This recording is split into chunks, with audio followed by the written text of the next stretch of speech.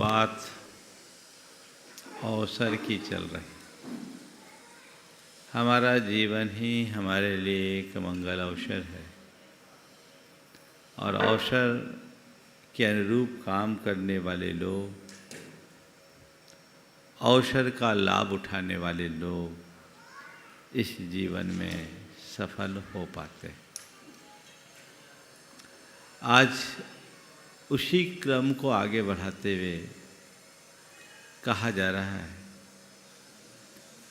कि अवसर की तरह स्थान का भी विचार करो। कोई भी काम करो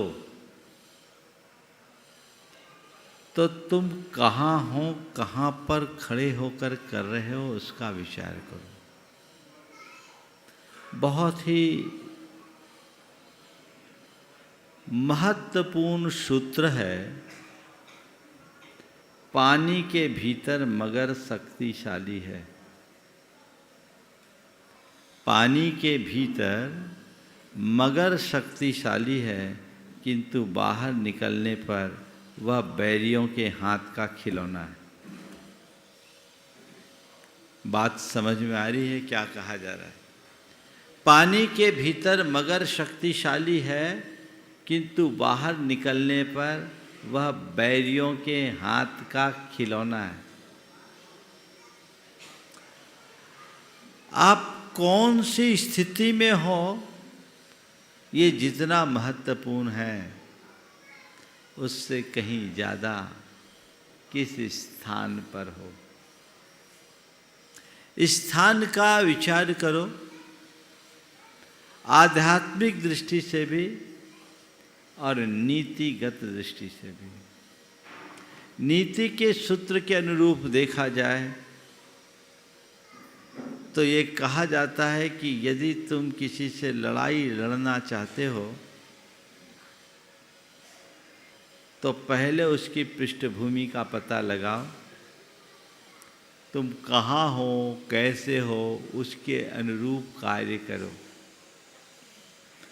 अगर बिना सोचे समझे तुम जहाँ कहीं घुस जाओगे तो विफल होगे। इसलिए सोच समझकर कदम उठाओ, ये नीति कहती है। राजा महाराजा लोग पहले युद्ध लड़ते थे तो वो युद्ध क्षेत्र को भली भांति जांच परख करके करते थे। और कहा जाता है कि युद्ध क्षेत्र को भली भांति समझे बिना तुम लड़ाई मत छेड़ो। कोई भी काम प्रारंभ करने से पूर्व शत्रु को छोटा मत समझो। ये नीति की बात है। ओ मैं कहाँ हूँ, मुझे क्या करना है, इस बात का विचार किए बिना यदि हम कोई काम करेंगे तो मामला गड़बड़ हो जाएगा। मुझे लगता है कि नीतिगत दृष्टि से तो आप लोग ये सावधानी रखते हो कि नहीं रखते हो? जो स्थान तुम्हें तुम्हारे अनुकूल नहीं दिखता, वहाँ आप लोग क्या करते हो? अपनी मूंछ नीचे कर लेते हो, हाँ?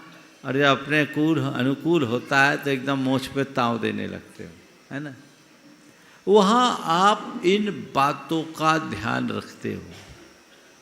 आज मैं उस विषय में ज़्यादा नहीं कहूँगा, लेकिन हाँ, व्यवहारिक जीवन में कुछ सावधानी रखने का परामर्श देते हुए आज की बात आपसे जरूर कहूँगा। जिस स्थान में विपरीत वातावरण हो, वहाँ कोई प्रतिक्रिया मत दो। अगर प्रतिक्रिया दोगे तो बुरी तरह उलझ जाओगे। सामने वाला आवेश में हो,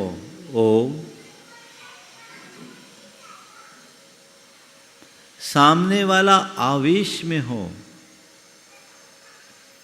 तो वहाँ चुपचाप खिसक जाओ या मौन रहो, बोलो मत। यदि बोलोगे तो बवाल हो जाएगा।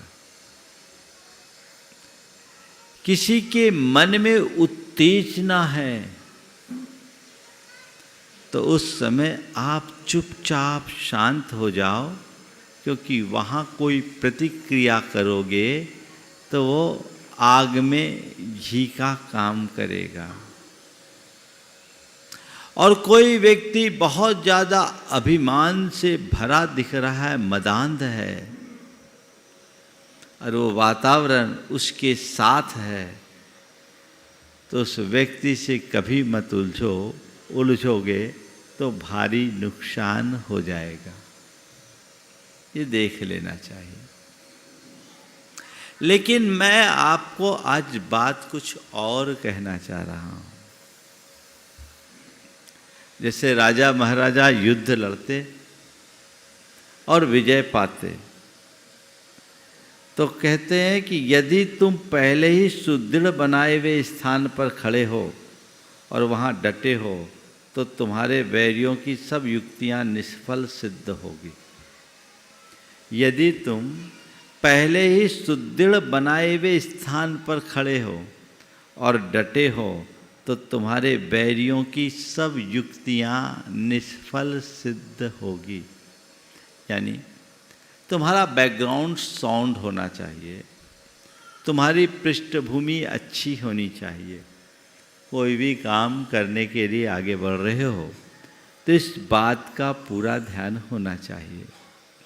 लेकिन जब हम आध्यात्मिक दृष्टि से विचार करते हैं तो हमारा अध्यात्म शास्त्र और कर्म सिद्धांत तो सदैव यही कहता है, कर्म अपना फल द्रव्य, क्षेत्र, काल और भाव के आश्रय से देता है।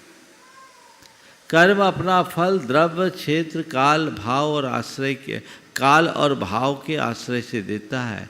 अनुकूल द्रव्य, क्षेत्र, काल, भाव के रहने पर कर्म का फल प्रबल होता है और प्रतिकूल द्रव्य, क्षेत्र, काल, भाव के होने पर कर्म कमजोर पड़ जाता है। तो कर्म को अपना शत्रु मानो। क्या मानो? क्या करो? क्या मानना है? कर्म को अपना शत्रु मानो। समझ गए? और कर्म रूपी शत्रु को हराना है तो सदैव कर्म के प्रतिकूल वातावरण का चुनाव करो, कर्म के अनुकूल वातावरण का नहीं। अगर कर्म के अनुकूल वातावरण में रहोगे तो तुम निरंतर हारोगे, और कर्म के प्रतिकूल वातावरण को चुनोगे तो तुम कर्म की जड़ उखाड़ पाओगे। लोक में हमारा कोई शत्रु हो तो 2, 4, 10, 20 बरस तक उसकी शत्रुता रहती है।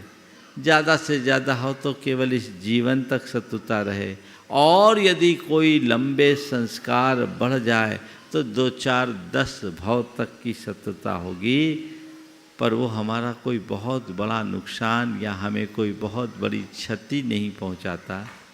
पर कर्म ऐसा प्रबल शत्रु है जो जन्म जन्मांतरों से अपना बैर भुना रहा है, हमें परेशान कर रहा है, हमारी चेतना को पराभूत कर रहा है, हमें परतंत्र बनाए हुए, हमें दुख दे रहा है। उस शक्तिशाली शत्रु से लड़ना है तो कैसे लड़ोगे? उसके अनुकूल वातावरण में रहकर या उसके विरुद्ध स्थान में खड़े होकर। बात समझ में आ रही? कर्म को जीतना है तो जहां कर्म की उदीरना होती हो, जहां कर्म के लिए सहायक कारण होते हो, उस जगह को छोड़ दो। वो जगह, उस स्थान को छोड़ोगे तो तुम्हारी आत्मा को ताकत मिलेगी, बल मिलेगा, और उस स्थान पर खड़े रहोगे तो कर्म बलवान बनेगा, तुम्हारी आत्मा कमजोर हो जाएगी। मुझसे एक बार किसी ने पूछा कि महाराज जी, तीर्थंकर भगवान तो स्वयंभू होते हैं और मोक्ष उनका पक्का रहता है। मोक्ष तो उनको जाना ही है। कई जन्मों के साधना के संस्कार भी उनके साथ हैं। फिर दीक्षा लेके वन में क्यों जाते? उनके लिए तो वन और भवन समान होना चाहिए। राज पाट वैभव सब छोड़कर वन में क्यों जाते हैं? साधारण मुनि तो बिना वन गए तप करके मोक्ष चले गए, लेकिन कोई तीर्थंकर भगवंत ऐसे नहीं हैं जिन्होंने वन में जाकर के तप न किया ना। भले थोड़े दिन के लिए, मल्लीनाथ भगवान को सबसे कम दिन लगे, हाँ 5 दिन, पर बाकी को तप करना पड़ा ना। आदिनाथ भगवान ने 1000 वर्ष तक तप किए और भगवान महावीर ने 12 साल से अधिक तप किया ना। कहाँ किया? घर में कि वन में? सवाल उठा वन में क्यों किया? तो कहते हैं कि भले किसी की चेतना कितनी भी उद्दीप्त क्यों ना हो, भले ही किसी का ज्ञान कितना ऊंचा भी क्यों ना हो, चाहे किसी में कितना भी प्रबल वैराग्य क्यों ना हो, पर प्रतिकूल निमित्त मिलने पर सब बिगड़ जाता है। इसलिए अपने वैराग्य की वृद्धि करनी है, अपने ज्ञान को निखारना है, तो उसके अनुकूल वातावरण में रहो, कर्म के अनुकूल वातावरण में मत रहो। घर में वो सारी चीजें, राज दरबार में बैठे तो राजपाट का झमेला सामने, 100 निमित्त है, या अनचाहे में कर्म उदीरित होगा, और कर्म की उदीरना का यही कुफल है। आप सबको सुनकर आश्चर्य होगा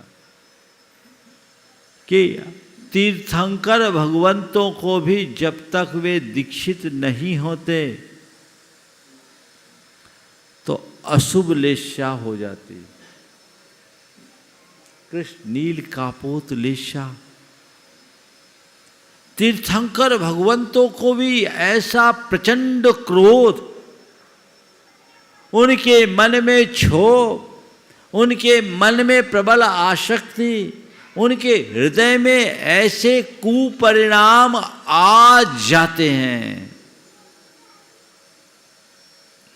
क्यों आ रहे हैं? दीक्षा के पहले, दीक्षा के बाद नहीं। समझ गए? ये बात मैं अपने मन से नहीं बोल रहा, ये आगम की बात बता रहा हूं। थोड़ी सी शास्त्रीय संदर्भ भी दे दूं कि इन 6 लेशाओं में तीर्थंकर प्रकृति का बंध होता है। और कृष्ण नील कापोत, ये अशुभ लेशा जो दुर्भाव के द्योतक हैं, उनको ये मनुष्य जीवन में ही संभव है, और कहीं नहीं। नरकों में जाएं भी तो कापोत लेशा है, और स्वर्ग में जाएंगे तो उनकी तो शुभ लेशा ही होती है। कहने का तात्पर्य केवल इतना है कि तीर्थंकरों की आत्मा भी द्रव्य क्षेत्र काल भाव से प्रभावित रहती है। तो आप लोग भी अपने द्रव्य क्षेत्र काल भाव का ध्यान रखो। आजकल इन बातों का लोग ध्यान नहीं रखते। आधुनिकता के नाम पर ऐसा कुछ नहीं होता, मन में दृढ़ता होनी चाहिए, हम सीख हैं तो सब ठीक है। खासकर आज के युवक युवतियों में ये बातें ज़्यादा देखने को मिलती है। वे अपने मन की इच्छाओं को पूर्ण करना चाहते हैं और उसके लिए पूरी तरह उन्मुक्तता चाहते हैं। माता पिता यदि किसी चीज़ के लिए मना करे, गुरुजन यदि किसी बात का निषेध करे, तो ये कहते आपको मुझ पर भरोसा नहीं, मैं पक्का हूं, मैं पक्की हूं, मुझे विश्वास है कुछ नहीं होगा। और बाद में सारा विश्वास खंडित हो जाता है। ऐसे लोग खुद से छले जाते। आए दिन ऐसे प्रसंग होते हैं। अभी प्रकरण चल रहा है नवरात्रि का। पूरे देश में आजकल गरबा की धुन थिरकती है। यद्यपि ये गरबा एक रास है भक्ति का और गुजरात की संस्कृति से जुड़ा हुआ भाव थे, लेकिन आज ये पूरी तरह पाप का आधार बन गया। क्या होता है जाए, मीडिया ने इतना उछाल दिया, हर गांव शहर में इस तरह के कार्यक्रम होने लगे हैं और उसमें युवक युवतियां भारी संख्या में जाते हैं और जहाँ जाते हैं वैसा द्रव्य क्षेत्र काल भाव मिलता है, वैसा वातावरण मिलता है, उन्माद तो छाता ही छाता है और गर्भपात का कारण बन जाता है। अभी कल ही परसों किसी ने मुझे बताया कि गरबा में अनेक मुस्लिम युवा पहुँच कर के भागीदारी की, लोगों ने उन्हें खदेड़ कर बाहर निकाला। उनका क्या मतलब? उसको कोई भक्ति से मतलब है? जो मूर्ति पूजा पर विश्वास नहीं करते, जो देवी देवताओं को मानते नहीं, जिनकी आस्था अलग है, वो वहाँ जाकर के क्या कर रहे हैं? उनका मकसद क्या है? ये विचार तो होना ही चाहिए। क्लबों और सोसाइटियों में जाने से मन में विकार ना आना हो तो आ जाए। एक बात सदैव ध्यान रखना, काजल की कोठरी में कैसो भी सयानो जाए, थोड़ी बहुत दाग तो लागे है कि लागे है। दाग तो लगेगा।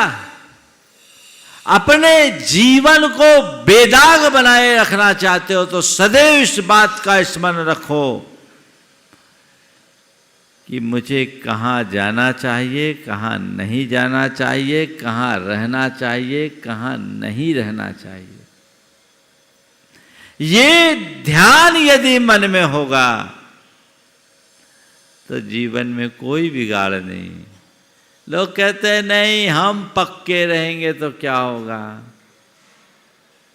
वो तो जो होता है सबको पता है। अच्छे अच्छे पक्के लोग भी पस्त हो जाते और पूरा मामला बिगड़ जाता है।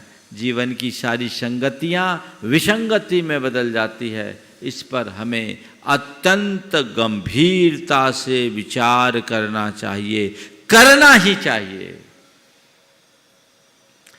इसीलिए तीर्थंकर भगवंत भी आगे बढ़ते हैं। हम मुनियों के लिए आचार्य कुंद ने कहा कि तुम अपनी चर्या को द्रव्य क्षेत्र काल भाव के अनुकूल करना और अनुकूल द्रव्य क्षेत्र काल भाव में रहना। तो जब हम मुनियों के लिए इतनी बड़ी बात कही गई तो तुम साधारण प्राणियों की क्या विषाद बोलो। पर आधुनिकता की दौड़ में ये बाकी सारी बातें लोग गौण कर देते हैं और माँ बाप को तो इतने आसानी से बेवकूफ़ बनाते हैं कि उनका कोई हिसाब ही नहीं। पर उन्हें ये पता नहीं ऐसा करके वे अपने साथ धोखा दे रहे हैं। एक बड़ी लोमहर्षक घटना सामने आई। एक पढ़ा लिखा परिवार, आधुनिक विचारों का पोषक, उनके घर में एक लड़की उच्च शिक्षा पूरी करने के बाद कर ही रही थी, फाइनल ईयर में थी। वो कुछ ज़्यादा आधुनिक थी, वो पार्टियों में जाने की आदी थी। अपने माता पिता से कही कि मैं पार्टी में जा रही हूँ, और वो कहती कि हम लोग इसमें ग्रुप स्टडी करते हैं। उसके बहाने गए, कोई बात नहीं, जा रहे, परिवार खुले विचारों का था, भेज दिया।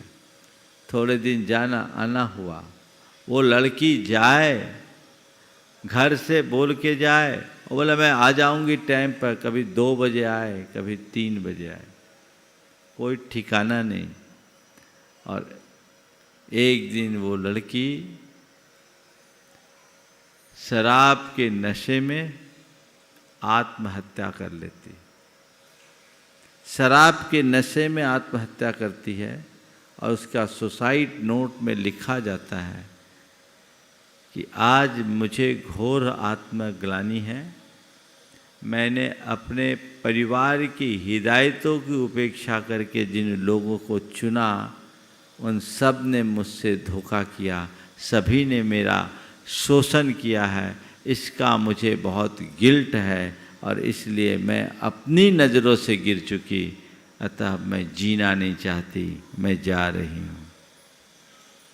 या तो आत्महत्या की घटना हुई, या कई बलात्कार की घटनाएं होते हैं, अपहरण के प्रकरण आते हैं। ये सब क्यों है? स्थान का विचार नहीं, उस पर गंभीरता से विचार होना चाहिए। वो विचार हो तो फिर कहीं कोई बात ही नहीं हो। देखिए क्या बात कह रहे हैं, सुदृढ़ पहियों वाला रथ समुद्र के ऊपर नहीं दौड़ता है। सुदृढ़ पहियों वाला रथ समुद्र के ऊपर नहीं दौड़ता है, और न सागरगामी जहाज भूमि पर तैरता है। कितना ही अच्छा रथ हो, समुद्र में दौड़ नहीं सकता, और कितना ही मजबूत जहाज हो, धरती पर चल नहीं सकता। समझ गए? तो तुम रथ हो तो रथ की भांति रहो, और जहाज हो तो पानी में रहो। आज लोग पानी में रथ और सड़क पर जहाज दौड़ाने का असफल प्रयत्न करते हैं। नतीजा सबके सामने। इसलिए इसे खुद को भी समझना चाहिए और अपनी संतति को भी समझाना चाहिए। मेरे जीवन की सीमा क्या है, मर्यादा क्या है, मुझे कहां और किस भांति रहना है, जिससे मैं अपने आप को सुरक्षित और सलामत रखते हुए जीवन का उत्कर्ष कर सकूं। जब तक ऐसी दृष्टि नहीं जागेगी, धोखा खाओगे, दुखी रहोगे, संसार सागर में गोता लगाते रहोगे। इसलिए इस पर सदैव ध्यान रखना चाहिए। इस सोच समझ करके काम करो तो जीवन में आगे बढ़ सकते हैं। बहुत महत्वपूर्ण बात है, यदि रक्षा के साधन और अन्य सुविधाएं न भी हो, यदि रक्षा के साधन और अन्य सुविधाएं यानी सुविधाएं, यदि रक्षा के साधन और अन्य सुविधाएं न भी हो, तो भी किसी को उसके देश में हराना कठिन है। यदि रक्षा के साधन और अन्य सुविधाएं न भी हो, सामने वाला कमजोर हो, तो भी उसके घर में घुसना, किसी को उसके देश में घुसकर हराना कठिन है। मतलब क्या है? तुम्हारे पास कितना भी प्रबल ज्ञान हो, चाहे कितना भी वैराग्य हो, कर्म के अनुकूल वातावरण में रहोगे तो तुम्हारा बंटा धार होगा, तुम अपने आप को बचा नहीं सकते। इसलिए उस निमित्त से बचो। निमित्त से बचोगे तभी नैमित्तिक से बच पाओगे। हाँ, जो उच्च भूमिका में जीने वाले साधक हैं वो इसके अपवाद हो सकते हैं, पर साधारण व्यक्तियों के बस की बात नहीं है। परिपक्व साधक के लिए कोई भी मर्यादा नहीं, पर कच्चे के लिए तो बहुत सावधानी जरूरी है।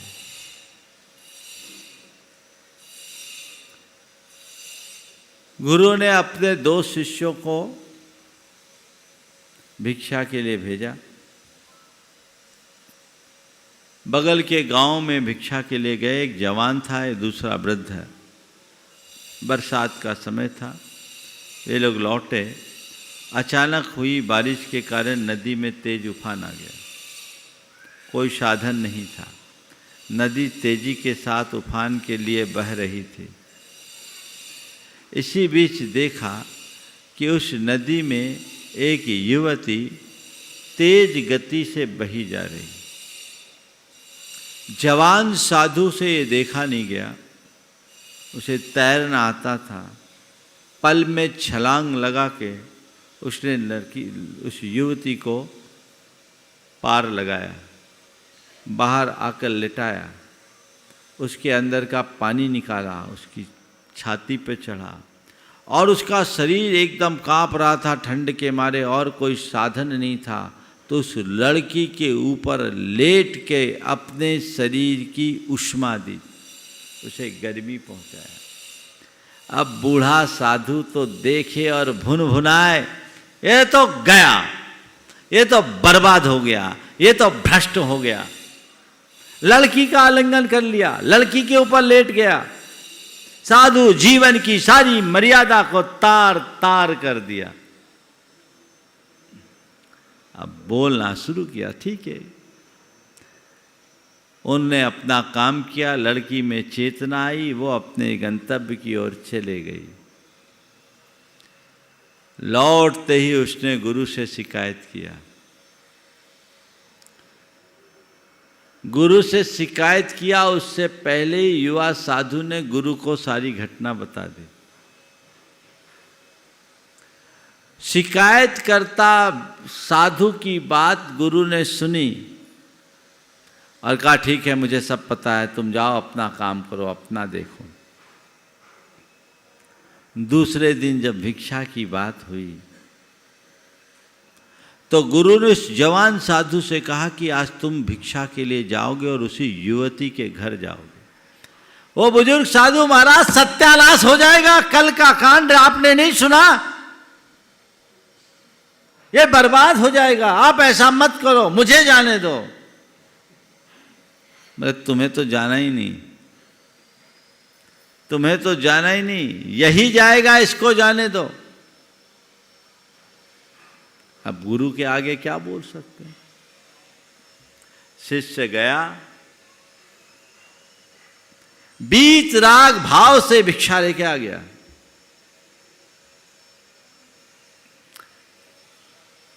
अन्य साधुओं ने गुरु से पूछा,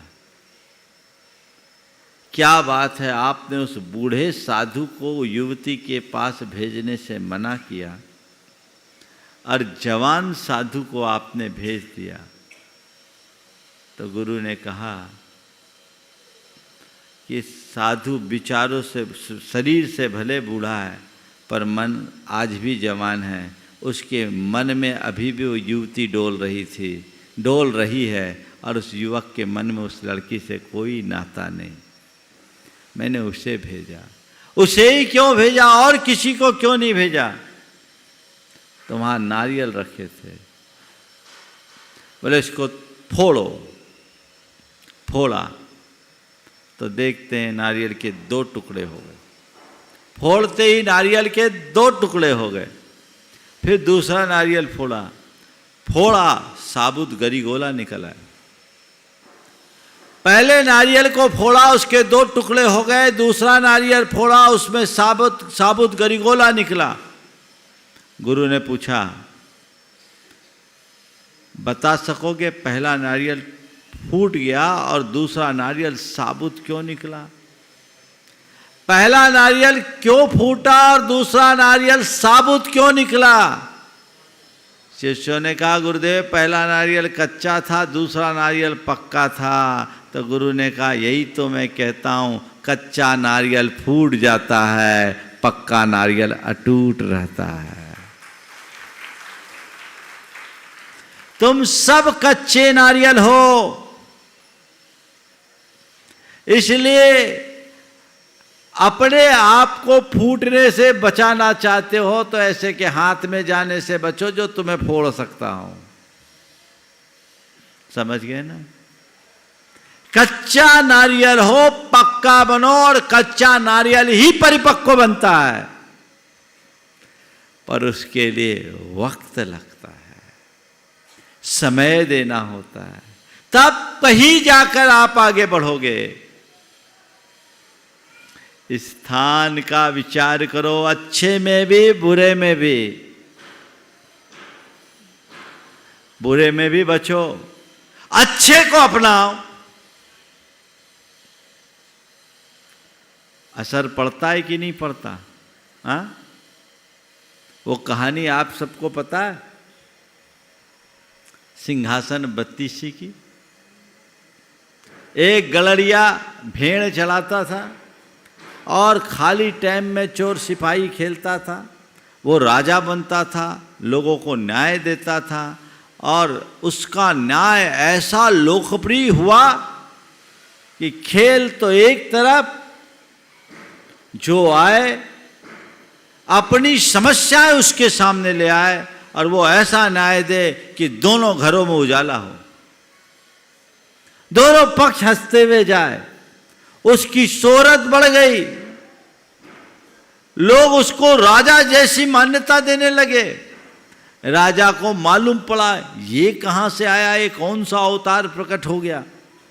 उससे बात करे तो एकदम अनपढ़ गंवार, पर जहां बैठ करके वो न्याय दे वहां उसकी बुद्धि ऐसे खुले कि पूछो मत। राजा ने कहा, इसका रहस्य खुलना चाहिए, क्यों ऐसा हो रहा है? तो कहते उस स्थान को खोदा गया और बाद में पता लगा वो वही स्थान था जहां राजा विक्रमादित्य सिंहासन पर बैठ करके अपना न्याय दिया करता था। जिस स्थान पर राजा विक्रमादित्य ने न्याय का शासन चलाया, वहां बैठने पर एक अनपढ़ गंवार मंद बुद्धि गलरिया भी राजा जैसा न्याय दे सकता है। ये स्थान का प्रभाव है। जब महाभारत का युद्ध पक्का हो गया, श्री कृष्ण दूत बनकर गए, फिर भी युद्ध टल नहीं पाया, तो तय हुआ युद्ध के लिए रणभूमि चुनना है। रणभूमि कहां चुने, किस मैदान में युद्ध लड़ा जाए? युद्ध की जगह खोजने के लिए गए तो देखते एक किसान अपने खेत में काम कर रहा और उसकी मेल टूट गई। उसकी पत्नी उसके लिए खाना लेकर आई है, अपने दूध पीते बच्चे को लेकर, और जब वो आई है देखी कि मेल टूट गई और वहां गीली मिट्टी टिकने वाली नहीं है, तो उस टूटी हुई मेड़ में पानी का प्रवाह रोकने के लिए उसने अपने बच्चे को ही रख दिया। बच्चे को रखा और जब अंदर गई तो देखा कि उसका एक बैल घायल हो गया, वो चल नहीं पा रहा था, एक ही बैल काम कर रहा था। तो उसके पति ने दूसरी तरफ अपनी पत्नी को जोत दिया और हल चलाना शुरू कर दिया। तब श्री कृष्ण ने कहा कि महाभारत के लिए सबसे उत्तम भूमि यही है, यहीं पर युद्ध होना चाहिए, क्योंकि यहाँ पर मातृत्व की हत्या हुई है। इस भूमि पर युद्ध करोगे तो युद्ध लड़ा जा सकेगा। जो कुरुक्षेत्र का मैदान है ना, वो उसके लिए यही संदर्भ जोड़ा गया कि ये युद्ध की लायक भूमि है, क्योंकि यहां मातृत्व की हत्या हुई। श्रवण कुमार की कहानी भी आप लोगों ने सुनी है। बेत्रवती नदी के तट पर श्रवण कुमार का मन बगावती बन गया अपने माता पिता के लिए, जिन्हें उसने अपने प्राणों से भी ज्यादा चाहा, वही उसके लिए भार जैसे लगने लगे। उसने इनकार किया। वो क्यों किया? वही जगह थी जहां परशुराम ने अपने माता पिता की हत्या की थी। ये स्थान का प्रभाव है। तो जैसे बुरे में स्थान का प्रभाव है, अच्छे में भी स्थान का प्रभाव है। आप अपने गांव में भक्ति करो और शिखर जी में भक्ति करो, एक भाव है क्या? बोलो। हाँ, सिद्ध चक विधान तुम लोगों ने अपने गांव में भी किया और यहाँ आकर कर रहे हो, कैसा लग रहा है? लग रहा है ना? और इस विधान में भी आगे चलकर जो संस्कृत का विधान होगा और जिसमें मंत्रोच्चार गुरुमुख से होगा, उसका तो मजा ही कुछ और होगा। द्रव्य क्षेत्र काल भाव का प्रभाव पड़ता है। इसलिए अच्छे कार्य के लिए सदैव अनुकूल सामग्री का चयन करो। अनुकूल द्रव्य, अनुकूल क्षेत्र, अनुकूल काल, अनुकूल भाव करो। सिद्ध चक्र विधान अपने आप में एक श्रेष्ठ अनुष्ठान है, लेकिन वह भी यदि सम्मेद शिखर जैसी शाश्वत सिद्ध धरा में करने का सुयोग मिले तो इससे बड़ी उपलब्धि और कोई नहीं। जीवन में अवसर ढूंढना चाहिए, मौका खोजना चाहिए और तीर्थ क्षेत्रों में आकर अपना समय बिताना चाहिए। वहाँ आकर के कुछ आराधना और साधना करनी चाहिए, जिससे जीवन का उत्कर्ष हो सके। और नित्य प्रति ऐसा नहीं हो सकता है। मुझे मालूम है तो कोई बात नहीं, कम से कम जहाँ रह रहे हो थोड़ा समय भगवान के चरणों में बिताओ, थोड़ा समय गुरुओं के सानिध्य में बिताओ, जिससे तुम्हारी भाव विशुद्धि बनी रहे।